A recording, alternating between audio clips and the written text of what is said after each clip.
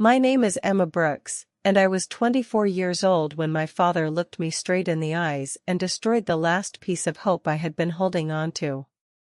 You'll never buy a house on your salary, Emma. Be realistic. Some people just aren't cut out for that kind of responsibility. His words weren't spoken in anger. They were worse than that. They were calm, confident, and completely certain, as if he were simply stating a fact about the weather. For a moment, the entire kitchen went silent. The smell of roasted chicken still filled the room.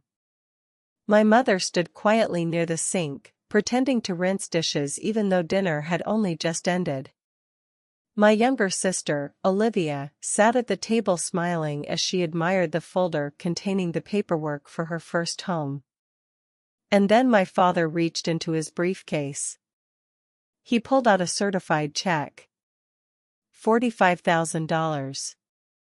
He slid it across the table toward Olivia with a proud smile. This, he said, is for the down payment. Every young family deserves a good start. Olivia's eyes filled with tears. Oh my God. Dad. She threw her arms around him while my mother clapped softly, smiling through happy tears. I stood there frozen. Not because my sister had received help, but because only 10 minutes earlier I had told my parents that I was finally saving for my own house. My father hadn't congratulated me. He had laughed. Not a loud laugh. Just one short, dismissive chuckle that somehow hurt more than shouting ever could. I looked at the check again. $45,000. More money than I had managed to save in years of working. I swallowed the lump in my throat. Dad. He turned toward me. What about me? The room immediately became uncomfortable. Olivia slowly released him. My mother stopped wiping the counter. My father folded his arms. What about you? I've been saving too. He shrugged. You'll never buy a house on your salary. I stared at him. What? You heard me. I've been working full-time for 2 years. So? I'm saving every month. So?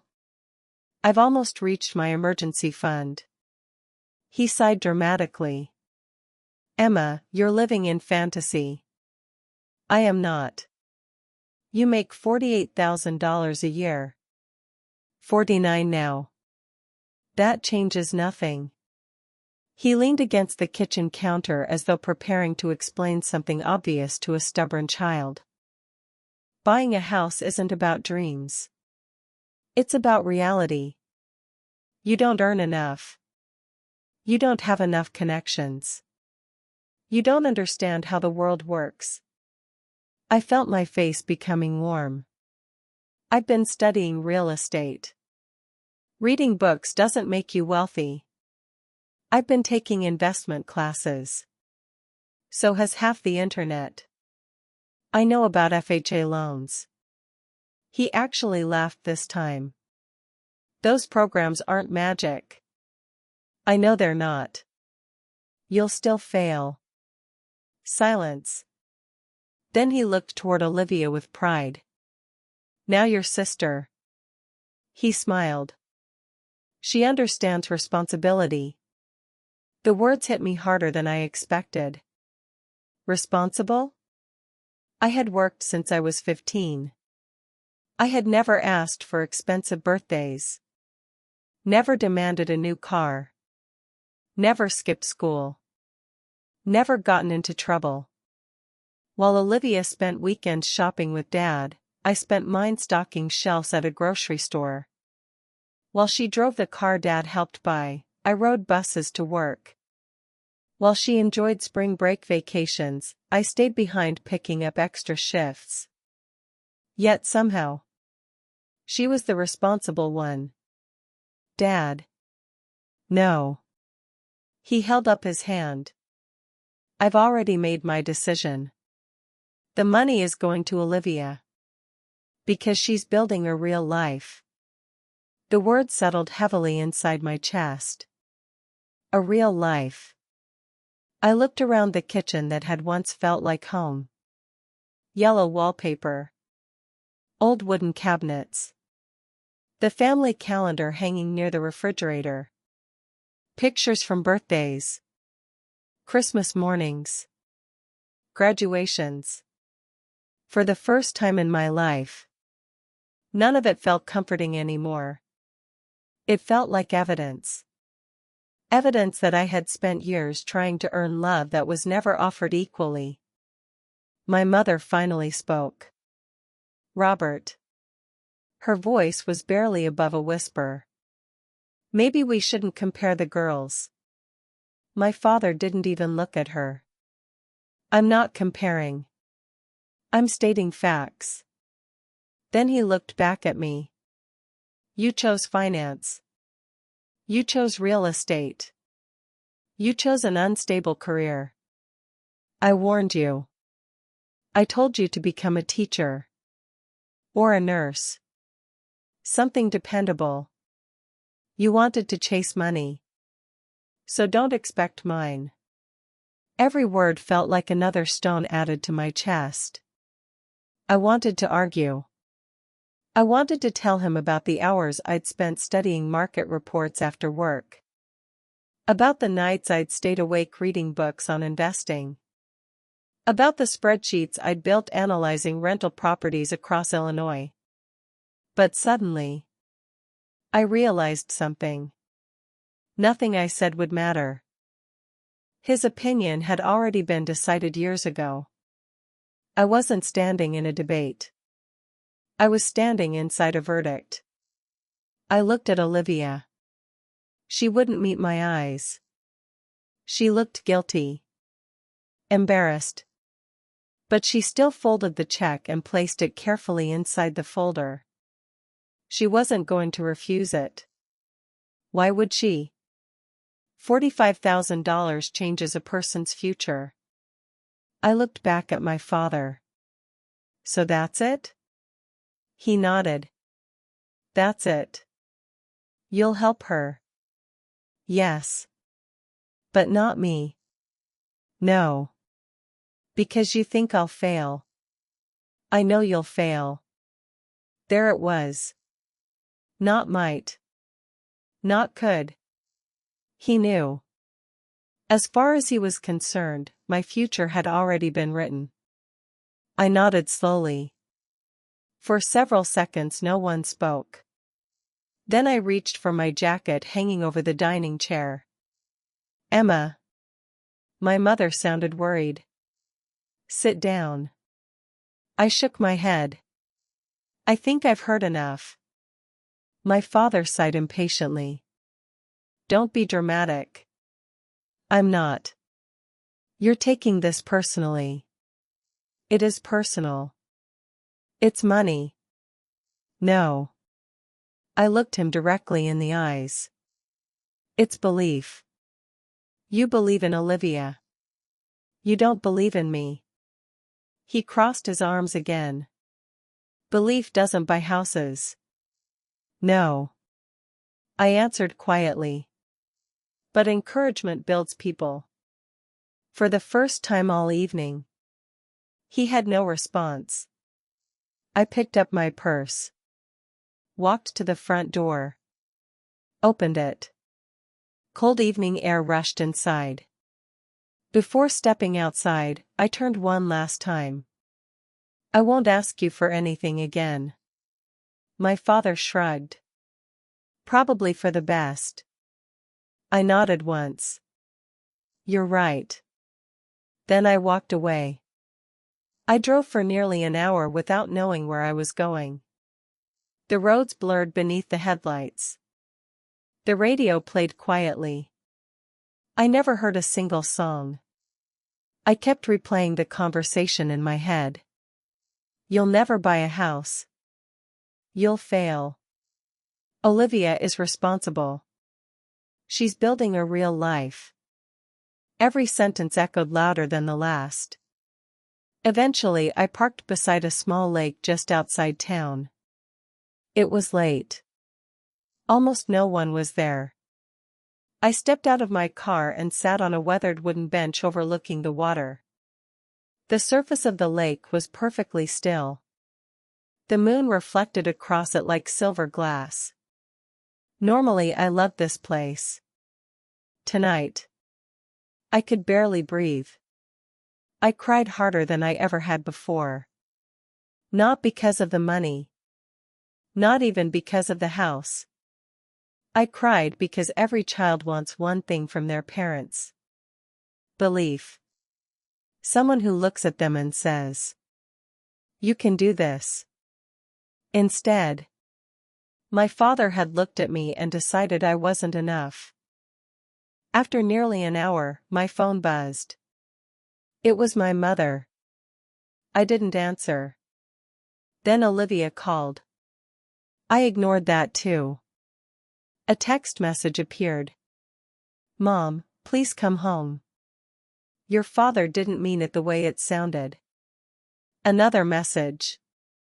"Olivia, I'm sorry." I stared at the screen for a long time before locking it. There was nothing anyone could say tonight that would erase those words. Around midnight, I drove back to my tiny apartment. It was only 600 square feet. The carpet was worn. The kitchen cabinets were outdated. The bedroom window rattled whenever strong winds blew. Normally, I hated how small it felt. That night, it became my sanctuary. I changed into sweatpants. Made instant noodles for dinner because I couldn't afford takeout. Then I opened my laptop. Instead of crying anymore, I searched one phrase. How to buy your first rental property with very little money. That single search changed my life forever. At 2 o'clock in the morning, I found articles explaining FHA loans. Owner-occupied duplexes. House hacking. Rental cash flow. Low down payment financing. People who had started with almost nothing.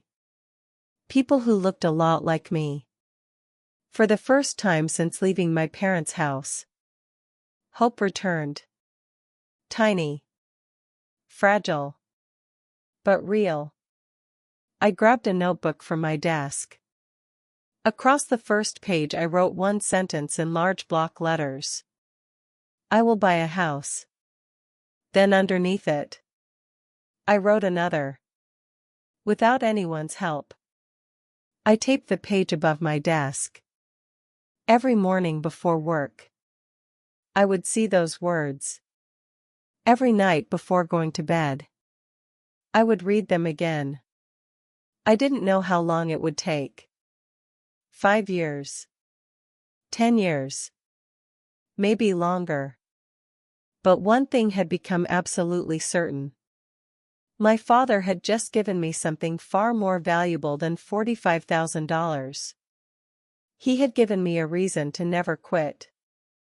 The next morning, I woke up with swollen eyes, a pounding headache, and one sentence repeating in my mind. You'll never buy a house on your salary. Most people think success begins with confidence. Mine began with humiliation. I showered, put on my navy blue blazer, tied my hair into a neat ponytail, and drove to work like nothing had happened. My coworkers had no idea that the night before, my father had completely dismissed every dream I had spent years quietly building. At 24, I worked as an entry-level financial analyst for a small property management company outside Chicago. It wasn't glamorous. My office was a gray cubicle squeezed between 2 filing cabinets, and my desk overlooked a brick wall instead of a city skyline. But I loved my job. Every lease agreement. Every maintenance budget. Every occupancy report. Every property valuation. It taught me something. While most employees rushed home at 5 o'clock, I stayed late studying the reports that senior managers left behind. I wanted to understand why one apartment building made money while another struggled. Why some neighborhoods appreciated in value while others stayed stagnant. Why experienced investors bought ugly buildings everyone else ignored. I wasn't just working. I was preparing. My supervisor, David Mitchell, noticed before anyone else. One evening, he walked past my cubicle carrying a coffee. "Emma." "Yes?" "You know it's almost 7? I looked at the clock. "I didn't even notice." He smiled. "What are you doing?" I pointed at a spreadsheet. "I'm comparing rental yields across different neighborhoods." He laughed. "I didn't assign that." "I know. So why are you doing it?" I hesitated. "Because one day I want to own properties instead of just managing them." David stared at me for several seconds. Then he smiled. "Good." That single word meant more than he probably realized. Unlike my father, someone believed I was capable. From that day forward, David became an unexpected mentor. Whenever he inspected apartment complexes, he invited me along. He explained financing, cap rates, cash flow, deferred maintenance, tenant screening, insurance, taxes. Things no textbook could fully teach. Every lesson felt like another brick in the foundation I was trying to build. Meanwhile, my personal life became increasingly lonely. Every dollar mattered. I canceled Netflix, stopped buying coffee, packed lunch every day. Instead of eating at restaurants, I cooked giant pots of rice, beans, pasta, and chicken every Sunday. My coworkers joked about how predictable my lunches were. I laughed with them. They didn't know every saved dollar had a purpose. When friends invited me on weekend trips, I said no. Birthday dinners? No. Concerts? No. Shopping? Definitely no. Some friendships slowly disappeared. Not because anyone was cruel. Because our lives no longer looked the same. They were spending money. I was buying a future. Months passed. Then one evening, Olivia called. "Hey." "Hi. You still mad?" I sighed. "I'm not mad. You left pretty fast." "I needed to." There was a long silence. Finally she whispered, "I didn't ask Dad for the money." "I know. I feel guilty." "You shouldn't. I think you should have gotten something too." I looked out my apartment window toward the parking lot below. "It's okay." "No, it isn't." "It is now." "What do you mean?" "I've decided I'm never asking Dad for help again." She didn't answer. Then she quietly asked, "What if you really need it someday?" I smiled sadly.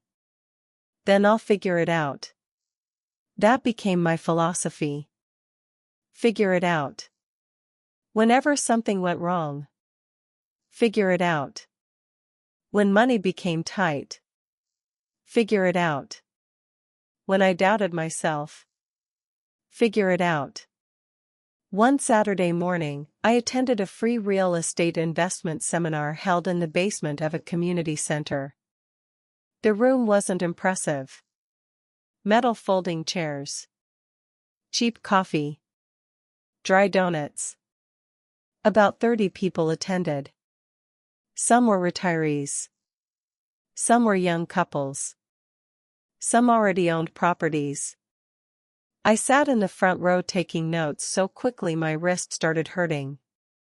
The speaker, an older investor named Michael Hansen, spent nearly 3 hours explaining how ordinary people could build wealth through rental properties. He wasn't flashy. He wasn't selling expensive courses. He simply shared numbers. Real numbers. Actual deals. Mistakes he'd made. Lessons he'd learned. At the end of the seminar, everyone rushed toward the exit. I stayed behind. "Mr. Hanson?" He smiled. "Call me Mike. I wanted to thank you." "What for?" "You made real estate feel possible." He studied me for a moment. "You planning to buy?" "Someday." "When?" I hesitated. "When I have enough money." He shook his head. "Wrong answer." I blinked. "What?" "You don't wait until you're comfortable. You prepare until you're ready." Then he reached into his briefcase and handed me a business card. "If you ever want someone to review a deal before you buy, call me." I stared at the card. Why would a successful investor help a complete stranger? Maybe because someone had once helped him. I kept that card in my wallet for years. Back at work, I became obsessed with learning everything. Every evening after dinner, I spent at least 2 hours reading. Books on negotiation. Behavioral finance. Construction basics. Tax strategies. Landlord law. Personal finance.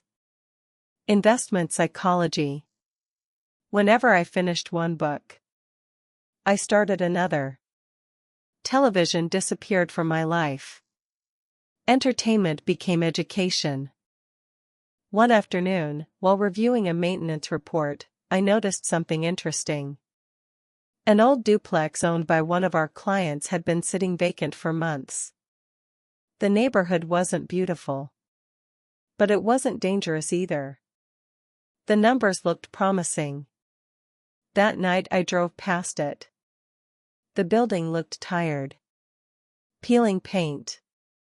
Weeds growing through cracked sidewalks. An old mailbox hanging crookedly. Most buyers would have driven away. I couldn't stop staring. Instead of seeing problems, I saw potential. I called Mike the next morning. "I think I found something." "Tell me about it." For nearly an hour we discussed the property. Finally he asked, "Have you run the numbers?" 3 times. "Cash flow?" "Positive." "Inspection?" "Needs work." "Neighborhood?" "Improving." He became quiet. Then he asked the question that terrified me. "So why haven't you made an offer?" "I don't think I'm ready." He laughed softly. "Emma." "Yes?" "No first investment ever feels comfortable. If you wait until fear disappears, you'll never invest." Those words stayed with me. I spent the next 6 months saving even harder. Every paycheck followed the same formula. Rent. Utilities. Groceries. Gas. Savings. Everything left over went into my future investment account. By the end of the year, I had saved more money than I ever thought possible. It still wasn't much. But combined with an FHA loan, it might actually work. The bank meeting terrified me. I wore my best blazer. Arrived 20 minutes early. My hand shook while waiting in the lobby. The loan officer, Karen Ellis, welcomed me into her office. "So, you want to buy a duplex?" "Yes." "Planning to live in one unit?" "Yes." "And rent the other?" "Exactly." She smiled. "You've done your homework." For nearly an hour she reviewed my finances. Income. Credit score. Student loans. Savings. Employment history. Finally she leaned back. Emma. My stomach tightened. Congratulations. What? You qualify. I blinked. I'm approved? You are. I almost cried. Not because of the loan. Because for the first time in my life, an institution had looked at my numbers instead of someone's opinion. The bank believed I could do it. My father never had. 2 weeks later, I stood outside the old duplex holding a ring of keys. The building certainly wasn't beautiful. The porch leaned slightly. The paint had faded. The yard was overgrown. Inside, the carpet smelled like dust. The kitchen cabinets looked 30 years old. Most people would have called it a dump. I called it opportunity. I unlocked the front door. Stepped inside. Closed it behind me. The empty living room echoed. Sunlight streamed through dirty windows. I stood in complete silence. Then I whispered to myself, "You did it." Tears rolled down my face. Nobody was there to celebrate. No balloons. No champagne. No family photos. Just me. Standing inside the first property I had ever owned. I remembered the notebook taped above my desk. I will buy a house. Technically, I had bought 2 homes under one roof. The very next weekend, the real work began. Every Saturday and Sunday I wore old jeans, work boots, and paint-covered gloves. I scraped walls. Patched drywall. Replaced light fixtures. Pulled weeds. Painted bedrooms. Installed new cabinet handles. Watched hundreds of repair videos online. Made countless mistakes. One afternoon I accidentally flooded part of the bathroom while replacing an old faucet. Another weekend I ruined an entire section of flooring because I measured incorrectly. Each mistake cost money. Each mistake taught me something. I stopped fearing failure. Failure had become tuition. 3 months later, the second unit finally rented. When my first tenant handed me the security deposit and signed the lease, I sat in my car afterward and laughed. Not because I was rich. Far from it. But because someone else's rent would now help pay my mortgage. For the first time, money was beginning to work for me instead of the other way around. That evening, I drove past my parents' neighborhood. I didn't stop. I didn't call. I simply slowed for a moment as I passed the familiar street. My father's house looked exactly the same. He had no idea. No idea that the daughter he believed would never own a home had already become both a homeowner and a landlord. I smiled quietly to myself. This wasn't the end of my journey. It wasn't even the beginning of success. It was simply the first undeniable proof that my father had been wrong. And once I realized he could be wrong about me, I stopped letting anyone else decide what I was capable of. Owning my first duplex felt like standing on top of a mountain. Then reality reminded me I had barely reached the first hill. The morning after my tenant moved into the second unit, I woke up before sunrise, made coffee in my tiny kitchen, and opened my laptop to review my budget. Mortgage. Insurance. Property taxes. Utilities. Emergency repairs. Savings. When I finished calculating everything, I smiled. There wasn't much money left. But there was something even more valuable. Positive cash flow. It wasn't enough to change my life overnight. It was only a few $100s each month. To someone else, it might have seemed insignificant. To me, it represented freedom. For the first time, I owned an asset that was slowly paying for itself. That realization changed the way I looked at money forever. Instead of asking myself how much I could earn, I started asking how many assets I could build. Every paycheck from my job went into savings. Every dollar from the duplex stayed inside the business. I refused to spend rental income on vacations, clothes, or expensive dinners. It all went back into improving the property. Friends thought I was obsessed. Maybe they were right. Because while they were counting paychecks, I had started counting opportunities.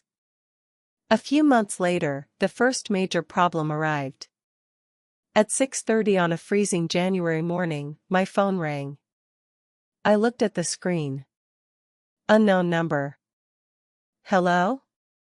A panicked voice answered. Emma, the furnace isn't working. My stomach dropped. Outside, snow covered the streets. The temperature had fallen below 15 degrees. Without heat, pipes could freeze. I threw on a coat, grabbed my keys, and drove across town through icy roads. The repair technician arrived 40 minutes later. He inspected the old furnace before looking at me. Bad news. How bad? The heat exchanger is cracked. Can it be repaired? He shook his head. It has to be replaced. How much?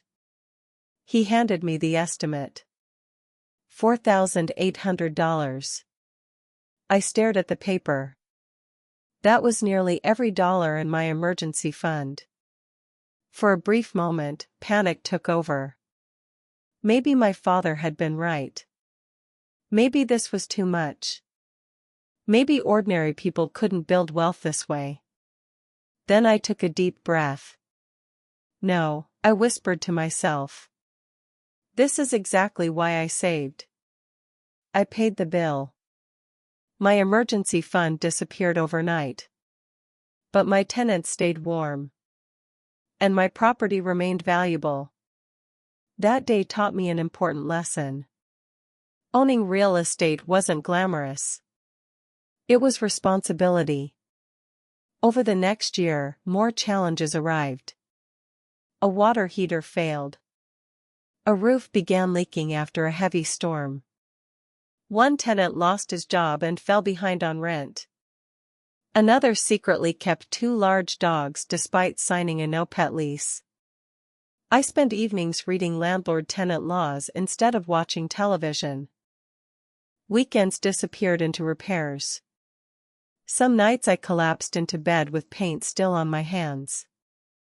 Yet every obstacle taught me something new. Each mistake became experience money couldn't buy. At work, David noticed the dark circles under my eyes. You look exhausted. I am.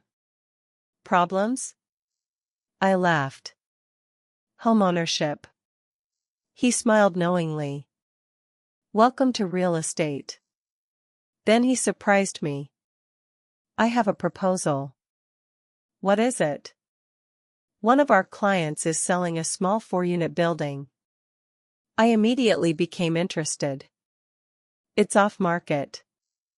They haven't listed it yet. Would they consider financing part of the purchase? David nodded slowly. They might. That evening, I drove to see the property. It wasn't beautiful. Old brick. Tiny balconies. An outdated parking lot. But the neighborhood had begun changing. Coffee shops were opening nearby. Young families were moving in. Property values were slowly increasing. I spent the entire weekend analyzing numbers. Purchase price. Rental income. Repair costs. Expected appreciation. Everything pointed toward the same conclusion. If I could somehow afford it, this building could change everything. The only problem was money. I didn't have enough. For the first time in years, a dangerous thought crossed my mind. Maybe I should ask Dad. The idea lingered for almost an hour. After all, he had helped Olivia. Maybe enough time had passed. Maybe he would finally believe in me. I picked up my phone. Then I remembered the notebook above my desk. Without anyone's help, I slowly placed the phone back down. No. That chapter of my life was over. Instead, I called Mike Hansen. After listening carefully, he said, "You're thinking too small." "What do you mean?" "You're focused on what you don't have. You should focus on what you do." "I don't understand." "You have equity." The word caught my attention. He spent the next hour explaining refinancing, leverage, and using existing assets to purchase larger ones. My mind exploded with possibilities. For weeks I worked with lenders, accountants, and attorneys. The paperwork felt endless. There were moments I thought the deal would collapse. Twice the seller almost accepted another offer. 3 inspections uncovered expensive repairs. A bank requested additional documentation at the last minute. Every day brought another obstacle. But finally, the closing date arrived. As I signed the final document, the attorney smiled. "Congratulations. You now own 6 rental units." 6. I drove home in complete silence. Just 3 years earlier my father had said I would never own one house. Now I own 6 rental homes. No one outside my small circle knew. I preferred it that way. Success grows better in silence. The following years became a blur of work. My weekdays belonged to my employer. My evenings belonged to bookkeeping. My weekends belonged to renovations. Sometimes I worked nearly 80 hours each week. Friends stopped inviting me places because they already knew my answer. "I can't." Family gatherings became uncomfortable. Whenever I visited, my father asked the same question. "So, still playing landlord?" I smiled politely. "It's going well." He nodded without much interest. "You should focus on getting promoted instead." "I like what I'm doing." "Real estate is risky." "So is doing nothing." He laughed dismissively. "You'll understand someday." I simply changed the subject. There was no point arguing. He wasn't watching my journey. He had already written the ending in his mind. Olivia's life looked completely different. She and her husband remodeled their kitchen, bought new furniture, installed a swimming pool. Every improvement came with another contribution from Dad. Sometimes I wondered what my life might have looked like with that same support. Then I reminded myself of something. If someone builds your future for you, they often believe they own part of it. Everything I was creating belonged entirely to me. One rainy afternoon, I received another unexpected phone call. It was my tenant from the duplex.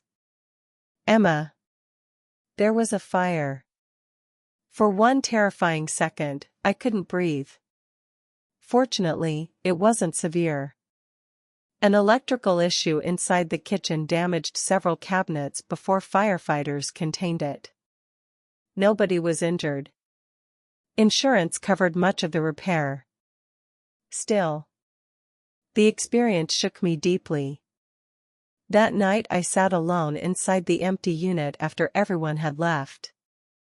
The smell of smoke still lingered in the air. Looking around the damaged kitchen, I realized something. This business would never become easy. Problems would simply become larger. The question wasn't whether challenges would come. The question was whether I would become strong enough to handle them. I chose strength. Over time, systems replaced chaos. I hired a reliable handyman named Carlos. Then a part-time bookkeeper. Later, a property manager to help with tenant communication. Instead of trying to do everything myself, I learned to build a team. It was one of the smartest decisions I ever made.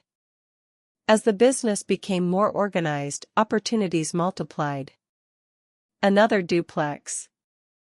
Then a small apartment building. Then an aging retail property that everyone else overlooked. One investment led to another. Each purchase looked impossible until it became reality. By my 30th birthday, I sat inside my accountant's office reviewing year-end financial statements. He adjusted his glasses before sliding a report across the desk. "You should take a look." I expected another stack of tax documents. Instead, I saw a number. 14. I frowned. "What's this?" He smiled. "The number of rental units you now own." I stared at the report. 14. My hands began trembling. Somehow, without realizing it, the impossible had become ordinary. I thought back to the tiny apartment where I had once taped a handwritten promise above my desk. I will buy a house. That dream had grown into 14 homes. As I drove home that evening, tears blurred my vision. Not because of the buildings. Because I finally understood something. My father had never been the narrator of my story. He had simply been the first obstacle. Everything after that. Every sacrifice. Every sleepless night. Every repair. Every tenant. Every setback. Every victory. That had been written by me. And for the first time in my life, I no longer wanted to prove him wrong. I wanted to keep proving myself right. I had no idea that my biggest achievement, and my father's greatest surprise, was still waiting just around the corner. By the time I turned 30, my life looked nothing like the future my father had predicted for me. I no longer worked 80-hour weeks because I had to. Now I worked because I loved building something that mattered. My portfolio had grown to 14 rental units. Cash flow had become consistent. The business was healthy. For the first time in my adult life, I wasn't wondering how I would pay next month's bills. I was planning 5 years ahead. One Monday morning, I walked into my office carrying a cup of coffee and found David waiting outside my door. "You've changed." I laughed. "I hope that's a compliment." "It is. You don't look like the young analyst who stayed here until 7 every night." "I feel different too." He smiled. "So, when are you finally leaving us?" I looked at him. "What do you mean?" "You've already outgrown this company." "You know it." "I know it. Everyone here knows it." The truth was, I had been thinking about it for months. My salary had once been my entire future. Now it represented less than 20% of my annual income. My rental properties were producing enough cash flow to replace my paycheck. Leaving still terrified me. A guaranteed salary feels safe. Entrepreneurship never does. David reached into his briefcase and placed an envelope on my desk. "What's this?" "A recommendation." "For what?" "In case anyone ever questions your work ethic." I opened the envelope. Inside was the strongest recommendation letter anyone had ever written about me. He described my discipline, my honesty, my intelligence, my willingness to solve impossible problems. When I finished reading, I looked up. "I don't know what to say." He smiled warmly. "You already said it." "When?" "Every night you stayed late. Every weekend you studied. You earned this."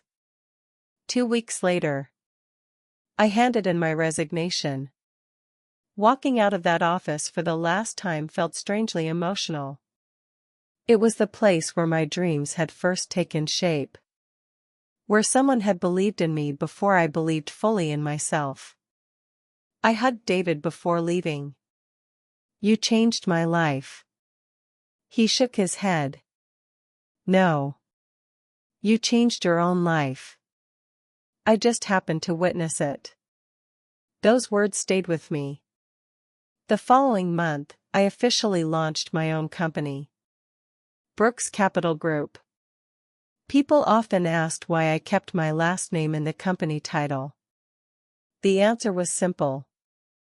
Every contract, every business card, every building, every success carried the same family name my father once believed would never appear on anything significant.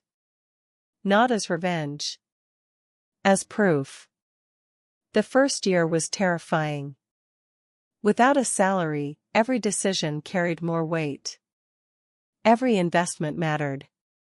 Every mistake cost real money. There were nights I lay awake wondering if I had made the biggest mistake of my life. Then opportunities began arriving faster than ever before. Investors started contacting me. Real estate agents called whenever off-market properties became available. Contractors recommended me to their clients. Banks approved larger loans because my track record spoke for itself. The business wasn't built on luck. It had been built one careful decision at a time. Around that same period, I attended a commercial real estate conference in Chicago. I wasn't there to speak. I was there to learn. During a networking break, I accidentally spilled coffee on someone's architectural drawings. "Oh no. I'm so sorry." The woman holding the papers laughed. "I think they'll survive." I quickly grabbed napkins. "I'm Emma." She smiled. "Sarah." We spent the next 20 minutes talking. She was an architect specializing in mixed-use developments. Smart. Funny. Confident. Unlike most conversations at networking events, ours had nothing to do with impressing each other. We talked about old buildings, historic neighborhoods, urban design, community spaces. By the end of the afternoon, we had exchanged phone numbers. Our first date lasted nearly 5 hours. The second lasted even longer. Sarah never asked how much money I made. She asked what excited me, what scared me, why I loved neglected buildings. She understood something few people ever had. To me, real estate wasn't about money. It was about possibility. Months later, we were sitting together on the porch of my duplex watching the sunset. She looked toward the building and smiled. "You know." "What?" "I think this place is beautiful." I laughed. "Most people would disagree. They're looking at the paint. I'm looking at the story." That sentence perfectly described her. She always saw beyond appearances. As Brooks Capital Group continued growing, I hired my first full-time employee. Then another. Soon we had maintenance technicians, property managers, administrative staff, real estate agents, bookkeepers. Watching other people receive paychecks from a company I had built felt surreal. One afternoon, I walked through a renovated apartment building while a young couple toured one of the units. The woman smiled as she looked around. "This feels like home." Her husband nodded. "We've looked everywhere. This is the first place that actually feels welcoming." After they left, I stood alone inside the apartment. For years I had focused on numbers. Now I realized something. Every renovation wasn't just increasing property value. It was creating someone's future home. That realization changed the way I approached every project afterward. Instead of buying buildings, I began building communities. I renovated neglected neighborhoods, partnered with local businesses, improved parks surrounding my properties, invested in safer lighting and landscaping. The profits remained important, but purpose became equally valuable. Then one afternoon, while reviewing new listings with my real estate agent, something unusual appeared. A beautiful two-story home. 4 bedrooms. Large front porch. Professionally landscaped yard. Walking distance from excellent schools. The address caught my attention immediately. I looked again. No. That couldn't be right. I zoomed in on the map. It was. The house stood directly next door to Olivia's home. I leaned back in my chair. For several minutes, I simply stared at the screen. Life has an incredible sense of irony. The very neighborhood my father once insisted I could never afford now contained a home I could purchase outright. My agent looked at me. "You know the area?" I smiled. "You could say that." The owners were an elderly couple preparing to move closer to their grandchildren. The house had been lovingly maintained. Hardwood floors. Beautiful gardens. A spacious backyard. It felt warm. Comfortable. Like the kind of home where generations could gather. Sarah walked through it beside me. She squeezed my hand. "I already know." "What?" "You're imagining your future here." I nodded. She smiled. "Then let's make it happen." The negotiations moved quickly. My financial statements were strong. My offer was competitive. Within weeks, the contract was signed. Closing day arrived quietly. No celebration. No announcement. No social media posts. I wanted the moment to unfold naturally. Moving day came on a bright Saturday morning. The moving truck pulled into the driveway just after 8. Sarah directed furniture inside while I unpacked boxes onto the porch. The neighborhood looked exactly as I remembered. Children rode bicycles. Neighbors walked dogs. Sprinklers watered freshly cut lawns. Nothing had changed. Except me. Around 10 o'clock. A familiar black SUV turned onto the street. My father's. He parked in Olivia's driveway. Stepped out. Closed the driver's door. Then froze. His eyes slowly moved toward the moving truck. Toward the furniture. Toward me.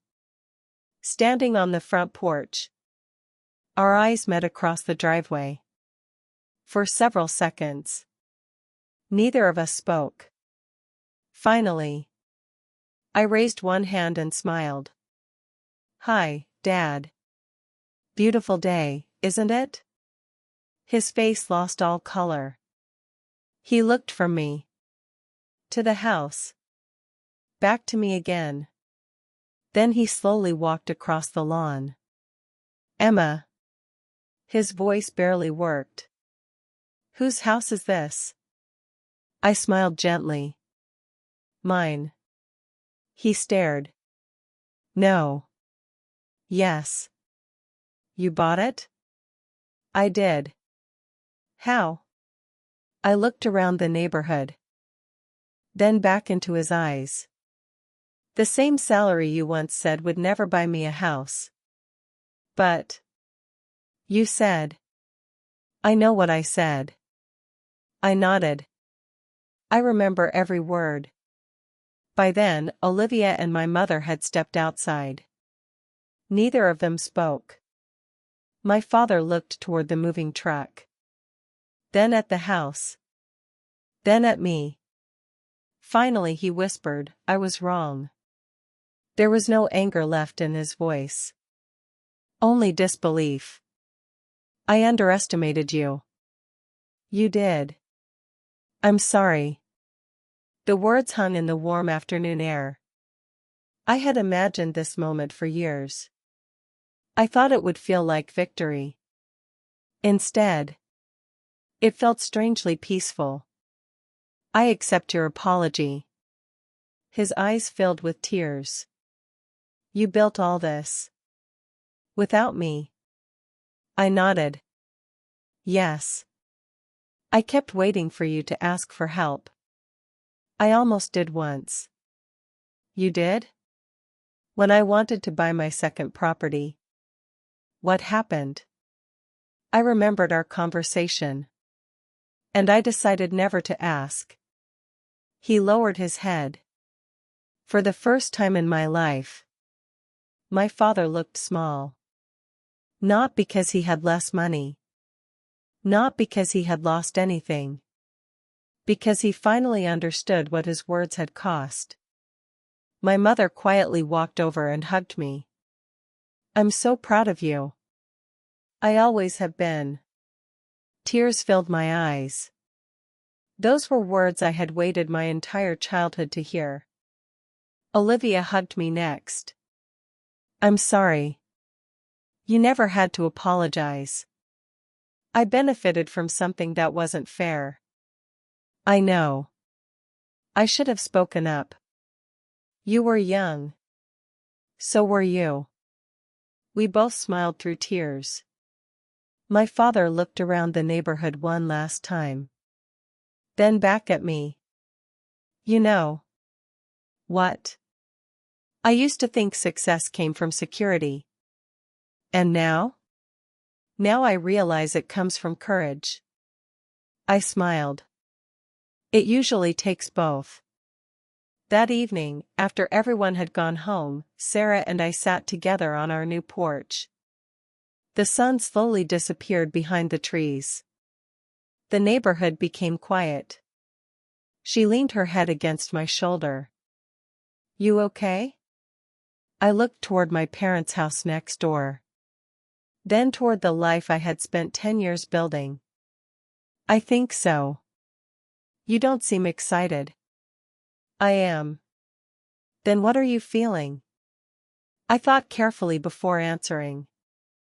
Relief. For what? I don't have to prove anything anymore. The greatest victory wasn't buying the house. It wasn't building a multi-million-dollar portfolio. It wasn't hearing my father admit he had been wrong.